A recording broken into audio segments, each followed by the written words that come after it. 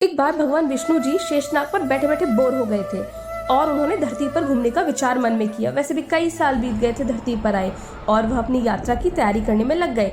स्वामी को तैयार होते देखकर लक्ष्मी माँ ने पूछा कि आज सुबह सुबह कहाँ जाने की तैयारी हो रही है।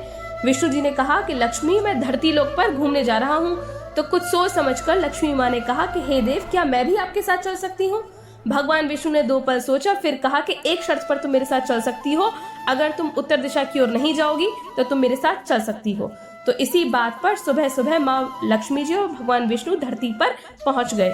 अभी सूर्य देवता निकल रहे थे। रात बरसात होकर हटी थी। चारों ओर हरियाली ही हरियाली थी। उस समय चारों ओर बहुत शांति थी और धरती बहुत ही सुंदर लग रही थी। और माँ लक्ष्मी मंत्रमुग्ध होकर धरती को देख रही थी और भूल गई कि पति को क्या वचन देकर आई हैं। और चारों ओर देखती हुई कब उत्तर दिशा की ओर देखने लगी पता ही नहीं चला। उत्तर दिशा में माँ लक्ष्मी को एक बहुत ही सुंदर बगीचा नजर आया और उस तरफ से भीनी भीनी खुशबू भी आ रही थी और बहुत ही सुंदर फूल खिले थे। यह एक फूलों का खेत था और माँ लक्ष्मी बिना सोचे समझे उस खेत में गई और एक सुंदर सा फूल तोड़ लाई। लेकिन यह क्या, जब माँ लक्ष्मी भगवान विष्णु के पास आई तो भगवान विष्णु की आंखों में आंसू थे और भगवान विष्णु ने माँ लक्ष्मी को कहा कि कभी भी किसी से बिना पूछे उसका कुछ भी नहीं लेना चाहिए और साथ ही अपना वचन भी याद दिलाया। माँ लक्ष्मी को अपनी भूल का पता चल गया था और उन्होंने भगवान विष्णु से इस भूल की माफी भी मांगी। तो भगवान विष्णु जी ने कहा कि जो तुमने भूल की है उसकी सजा तुम्हें मिलेगी। जिस माली के खेत से तुम नए बिना पूछे फूल तोड़कर लाई हो, यह एक प्रकार की चोरी है।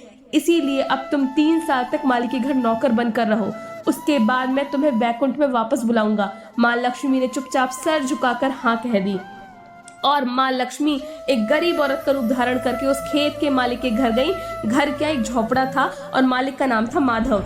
माधव की बीवी, 2 बेटे और 3 बेटियां थीं। सभी उस खेत से, इस एक छोटे से खेत में काम करके किसी तरह अपना गुजारा करते थे। माँ लक्ष्मी जब एक साधारण और गरीब औरत बनकर जब माधव के झोपड़े पर गई तो माधव ने पूछा, बहन तुम कौन हो और इस समय तुम्हें क्या चाहिए।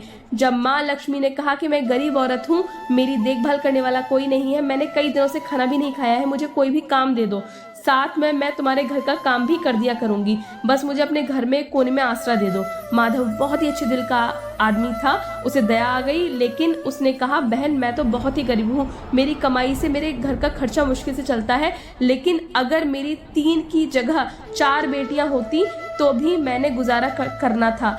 अगर तुम मेरी बेटी बनकर जैसा रूखा सूखा हम खाते हैं उसमें खुश रह सकती हो तो बेटी अंदर आ जाओ। माधव ने माँ लक्ष्मी को अपने झोपड़े में शरण दे दी और माँ लक्ष्मी 3 साल उस माधव के घर पर नौकरानी बनकर रही। जिस दिन माँ लक्ष्मी माधव के घर आई उससे दूसरे दिन ही माधव को इतनी आमदनी हुई फूलों से कि शाम को एक नई गाय खरीद ली। फिर धीरे धीरे माधव ने काफी जमीन खरीद ली और सबसे अच्छे अच्छे कपड़े भी बनवा लिए और फिर एक बड़ा पक्का घर भी बनवा लिया। बेटी और बीवी ने भी गहने भी बनवा लिए और अब मकान भी बहुत बड़ा बनवा लिया था। माधव हमेशा सोचता था कि मुझे यह सब इस महिला के आने के बाद मिला है, इस बेटी के रूप में मेरी किस्मत आ गई है मेरी। और अब 2-5 साल बीत गए थे लेकिन माँ लक्ष्मी अब भी घर में और खेत में काम करती थी। एक दिन माधव जो अपने खेत से काम खत्म करके घर आया तो उसने अपने घर के सामने द्वार पर एक देवी स्वरूप गहनों से लदी एक औरत को देखा। ध्यान से देखकर पहचान गया कि अरे यह तो मेरी मुंह बोली चौथी बेटी यानी वही औरत है और पहचान गया कि यह तो माँ लक्ष्मी है। अब तक माधव का पूरा परिवार बाहर आ गया था और सब हैरान होकर माँ लक्ष्मी को देख रहे थे। माधव बोला, हे माँ, हमें माफ कर दे, हमने तेरे से अनजाने में एक नौकरानी जैसा व्यवहार किया है, अपने घर पे खेत में काम करवाया है। माँ, ये कैसा अपराध हमसे हो गया और हम सबको माफ कर दे। अब माँ लक्ष्मी मुस्कुराई और बोली, माधव तुम बहुत ही अच्छे और दयालु व्यक्ति हो, तुमने मुझे अपनी बेटी की तरह रखा है, अपने परिवार के सदस्य की तरह रखा है। इसके बदले मैं तुम्हें वरदान देती हूँ कि तुम्हारे पास कभी भी खुशियों की और धन की कमी नहीं रहेगी, तुम्हें सारे सुख मिलेंगे जिसके तुम हकदार हो। और फिर माँ अपने स्वामी के द्वारा भेजे गए रथ में बैठकर वैकुंठ वापस चली जाती हैं।